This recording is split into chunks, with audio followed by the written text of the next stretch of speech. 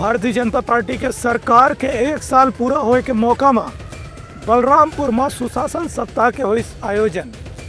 कुसमी जनपद के सभागार में हुई हवे किसान सम्मेलन। छत्तीसगढ़ में भाजपा सरकार के कार्यकाल के 1 साल पूरा होए के मौका में पूरा प्रदेश के अलग अलग जिला में सुशासन सप्ताह के आयोजन करे गए हैं। एकरे अंतर्गत जनादेश पर्व और सुशासन सप्ताह के माध्यम से लोगन मन ला कल्याणकारी योजना के जानकारी दे जाती है। संगे संग सरकार के 1 साल की उपलब्धि के बारे में भी लोगन मन ला कैंप और शिविर के माध्यम से बताए जाते। बलरामपुर रामानुजगंज जिला के कुसमी जनपद सभागार में ये मौका में किसान सम्मेलन के आयोजन करेगी। संगे संग राज्य सरकार की किसान संबंधी योजना के बारे में भी लोगन मन ला बताएगी।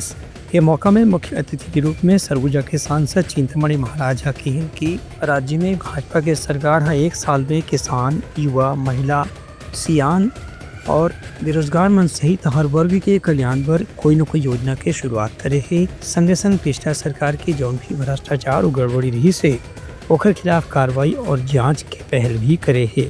एकर से जनता के मन में काफी विश्वास के माहौल देखे पर मिला थे। Bureau report Uttarakhand news.